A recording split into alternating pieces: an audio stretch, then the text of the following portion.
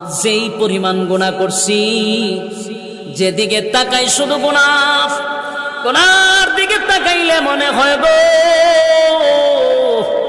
মাফের কোনো আশা তো রাখি না। আপনার গুনার উপরে আপনি নিজেই যদি লজ্জিত হন, আর যদি একা একা চোখের পানি ফালায়া দিতে পারেন, নিজের গুনার উপরে যদি নিজে লজ্জিত হইয়া মালিকের কাছে চোখের পানি ছেড়ে দিয়া বলেন, আল্লাহ আমার গুনার উপরে আমি লজ্জিত, আল্লাহ আমার গুনার উপরে আমি লজ্জিত। এই রমজান মাসে আপনার যত মানুষগুলাকে আপনি মাফ করে দিয়েছেন, আপনার যত মহব্বতের বান্দা আছে, তাদের সঙ্গে আমার মতো একটা নালায়েকরে আপনার মহব্বতের বান্দাদের সঙ্গে নামটা উঠায়া দেন। এইভাবে যদি চোখের পানি ছেড়ে বলেন, মালিক আমার গুনাহ পাহাড় পরিমাণ, কিন্তু আপনার দয়া মায়া তো এর থেকেও বেশি। আল্লাহ আমার গুনাহ যদি সাগরের ফেনা পরিমাণ হয়, আপনার দয়া মায়া তো আসমান পরিমাণ হয়। আল্লাহ তামাম জিন্দেগির গুনার বোঝা মাথায় লইয়া আপনি মালিকের দরবারে আসামির বেশে আমি আপনার দরবারে হাত বাড়াইছি। রহমতের মাস, বরকতের মাস, দোয়া কবুলের মাস। আল্লাহ এই গুনাহ লইয়া কবরে যেতে চাই না।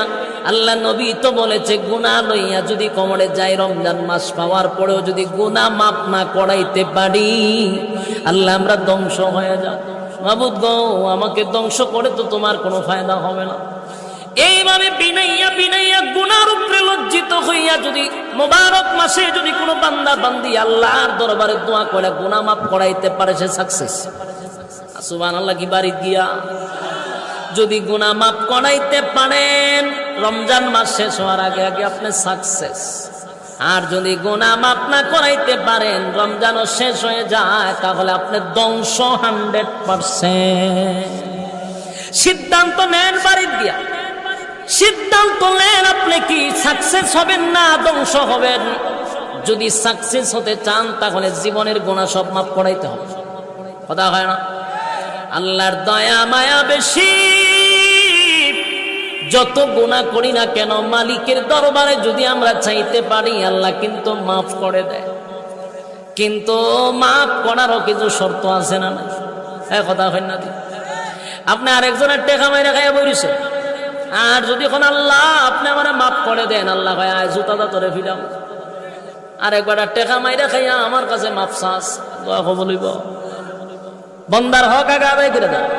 আরেকবার তে খরচ আনছেন টেকা দিয়া নাকি দিয়ে এরপরে তোবার শর্ত আছে না নাই? আরেকজনের টাকা মাইরা খাইছেন, টাকা দেন, এরপরে